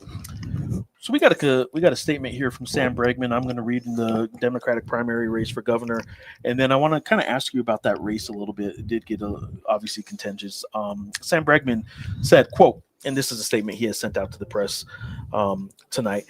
While tonight's results were not what we had hoped for, I am deeply grateful to every New Mexican who supported our campaign. Together, we traveled the state, listened to communities, and fought for a vision of a stronger, safer, more prosperous New Mexico. Thank you to our supporters, volunteers, and campaign team who poured their hearts into this effort. This campaign may be over, but my commitment to the people of New Mexico is not. So that is Sam Bregman's statement in tonight's results that Deb Haaland is going to be the Democratic nominee for November's general election. This was a race that got pretty interesting, and obviously in your position, you're well aware of some of the talking points. Anything about this race that is you want to comment on? Oh, well, I mean, I suppose it could be surprising that Sam Bregman didn't get a stronger support from voters with his name recognition. I mean, people have known Sam Bregman for forever, it seems like, and he's a good talker. You know, he obviously really wanted to debate Deb Haaland, but I thought he did really explained his positions well during our town hall series. It was just, I guess we can't say it's surprising because every poll indicated that this was not a close race, and it never was. The journal poll showed that it wasn't close. Yeah, so I guess the surprising thing to me is just that it was such a runaway for Deb Haaland. I mean, she didn't really have to. She didn't have to debate. She didn't have to. Obviously, she didn't do our town hall, but it was inevitable that she was going to be the Democratic candidate. It is worth noting in statements like this if they address their opponent or not. In this case, Sam Bregman did not. He did not a congratulations in there or anything like that. Does that surprise you in any way? Not really. I mean, we asked Sam that if you lose, will you support your opponent in the general election? He said he wouldn't. I guess what surprised me, I guess, was just that the independents who got to vote, you would have thought that would have been, they would have gone for Sam Bregman, but maybe, we'll have to get into the numbers of if they turned out. I think that's what we all sort of assumed with it. And maybe, maybe we're going to learn a lot more as independents can now vote and unaffiliated can vote. So we're going to learn more about this. Maybe we just assumed that it would go Sam's way, and we couldn't base it on history because this is the first time. So now maybe we have a little bit of data to moving forward. We can base it on the next primary, but I'm surprised that the independents didn't, Yeah, and if you're an independent, but like a moderate independent, and you took that Democrat ballot to vote for Sam, there's probably some those types of voters who, maybe they had a Republican candidate that maybe they were Doug Turner supporters, and if they would have, realized that Deb Haaland was the nominee, and but it's tough to get into the weeds like that. But now we'll see what happens in the general election. I mean, Deb Haaland is a very progressive candidate. Greg Holt, or Doug Turner's kind of seem a little bit just mainstream. Could they get, those like Sam Bregman type voters, the moderate Democrats and the independents on their camp? So, all right. We also have another call based on Brian Sanderoff's analysis. We are calling the Commissioner of Public Lands Democratic field for Juan de Jesus Sanchez. As things stand right now, we're still getting returns in with about 125,000 Democratic votes shared by the candidates. Sanchez has 55% of that, or 68,400, with Matthew McQueen trailing with 35% of what's been counted so far, and Jonas Moya pretty far back at 10%. So we're now looking at a contest where Jesus Sanchez is going to be facing Michael Perry, the Republican, for Public Lands Commissioner. Any surprises to you on Juan de Jesus Sanchez winning that? No, I mean, not really. He seemed to tie up a lot of support. He's very close with Martin Heinrich, who is sometimes called the endorser in chief. He's very influential in Democratic politics in the state. Also, a big advantage in fundraising. Representative McQueen certainly has a very impressive resume, and so it was definitely worth continuing to watch that to see how voters broke with it. But Jesus Sanchez also has a resume working on these issues as well. He's been a natural resources specialist and worked for the Army Corps of Engineers and done quite a bit, and has a kind of a lifetime story in agriculture and public lands in New Mexico. So that's not a really big surprise. I think I was expecting a closer margin. We do have another race to be called. The Associated Press has called the Republican race for lieutenant governor, and has said David M. Gallegos will win it. Right now, looking at the Secretary of State's site, David Gallegos is at 50%, 65,000 votes are in, and getting an update here. Still at 50%, 67,000 votes in now. David Gallegos is being called by the Associated Press as the winner of that nomination for the November race, and that's on the Republican side. On the Republican side, and presumably facing Maggie Toulouse-Oliver. Yes. So the race will be David. We don't know who David Gallegos is going to be paired up with just yet, for because as they do the lieutenant governor race, they pair them up in the November race. They run separately here in the primary, and then it kind of get paired up for the November race. But an update on the Secretary of State's site right now on the Republican governor race. Greg Hull is at 48% with 71,000 votes in, and that's still, look, there's still an awful lot of some 1,900 of the 2,200 precincts have partial results in, but we're talking fully in 102 precincts are in out of 2,204. So we still have a long ways to go, but 48% to 36% is going to be a lot of ground for Doug Turner to make up at this point. Has not been called yet, but Greg Hull is sitting pretty right now, I would say. Mm-hmm. Any surprises or any comments on David Gallegos and Greg Hull being the Republican ticket versus Deb Haaland and Maggie Toulouse-Oliver? Yeah, I mean, I think that obviously, I'm sure you talked tonight about how difficult it would be for a Republican to win a statewide race, and how long it's been since that has happened. What I'm interested in seeing is what this campaign's like. Will Deb Haaland have to debate, Greg Hull, and that would also be an interesting debate. I would hope she would do that, especially also since it's a Republican. I mean, it does give her a chance to really talk about the priorities that she would have as governor and what her campaign would be. Whereas, she probably didn't want to debate Sam Bregman because they're both Democrats. They probably align on a lot of issues. Right. And then you just have this, courtroom, career orator and litigator in Bregman to go up with. But with Greg Hull, I would hope that turns into a good competitive debate with a lot of back and forth and hopefully some actual debates. And that would be, I think that would really be an interesting conversation. Well, as we wrap things up tonight, we are getting close to 9 o'clock, and we're going to wrap things up here in a few minutes. I will ask both of you if there are any takeaways from tonight. That first of all, I would say takeaway: go to abqjournal.com for all coverage tonight and beyond the 9 o'clock when we sign off here in a couple minutes. Pick up tomorrow's print edition of the Journal. Live.abqjournal.com is where you can get all kinds of updates right now, and results throughout the night will be updated there as well. But I will ask both of you, the takeaways from tonight that you guys are either surprised about or just that we knew we were coming, but now that it's official, you can kind of say, now we know this. Moving forward, what are your guys' takeaways?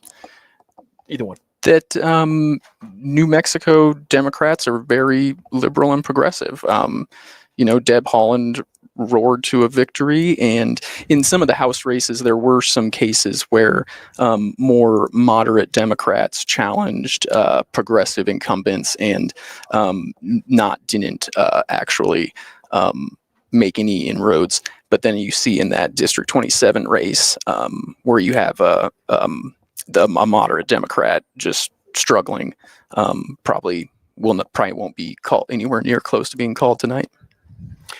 Yeah, and one thing that keeps coming up for me is just at the level of participation when you have so many uncontested primaries. It's very hard for voters to feel as though they're playing a meaningful role in the selection of who their party nominates, who they're actually going to get to choose on the November ballot. And I want to mention one very local contest that I'm following, which is in Doña Ana County. There's a couple of seats on the county commission that are up. One in particular has been defined, at least partly, by Project Jupiter, the very large data center that is under construction. It's enormous, even by the standards of other data centers, that's being built for Oracle and OpenAI. Enormously controversial in Doña Ana County because it's being built in a place that is parched. There's not much water. There are concerns about how much pollution might be generated for the power at this facility and numerous other issues. One candidate is running as a very prominent opponent of that project, and her Democratic challenger is not. Is not an opponent of the project. She's actually running on different issues altogether, which is early childhood. But Daisy Maldonado, who actually won an endorsement from Bernie Sanders, making a very hyper-local endorsement. But it's really about this data center. And to the extent that, when last I looked, Daisy Maldonado, the candidate who is opposed to the data center, is pulling slightly ahead, but it's kind of neck and neck. And so I'm watching to see whether voters want the election conversation to be more about childcare and education and how to make universal childcare actually work in the community versus people who really want to have a debate about the continued support for that data center. Yeah, and as the opinion editor, it seems to me like data centers, they're sort of becoming that local New Mexico issue that people get really fixated on and affect voters. Like we saw it leading up to the legislature with medical malpractice reform. I mean, that was medical malpractice laws became a really debated topic that generated a lot of interest, and now data centers have kind of surpassed that is the big question on voters' minds. All right, well, there you go. We're going to put a bow on things tonight, guys. Again, abqjournal.com is where you can get all the results tomorrow, tonight, throughout the night. And Deb Haaland, she is going to be the Democratic nominee, and right now we aren't calling anything, but Greg Hull does have a strong lead in the Republican race. Let me sign off with the final or the most up-to-date stats that we have and in that race right now. And yeah, I mean, it is what I guess maybe going into the race, all the numbers and all the polls said was going to happen. So I don't think there's any major surprises that Deb Haaland won. I do think that there was a perception and maybe clearly a misguided one that maybe Sam Bregman had been closing the gap quite a bit in recent weeks, and that clearly didn't happen. Certainly not as much as perception, I would say, suggested it was going to happen, and we'll see what that means in November. And quite a few contests are still too close to call as we are finishing this. So we encourage you to just keep your browser on abqjournal.com as these results slowly come in and we begin to get a clearer picture of what happened tonight. Appreciate you guys for joining us. abqjournal.com. You can check us out on the YouTube. And a lot of you guys probably are right now on YouTube and on X. And we will be back doing another live show in November when we got to do all this once again. And thank you for being here. Live.abqjournal.com is specific for the election. abqjournal.com. Get all your news and information, including sports, which is what I normally do. And we'll be back to some of that tomorrow. Guys, thanks for being on. Good night. Thank you, Mitch. Good night. Thanks, Good night. guys.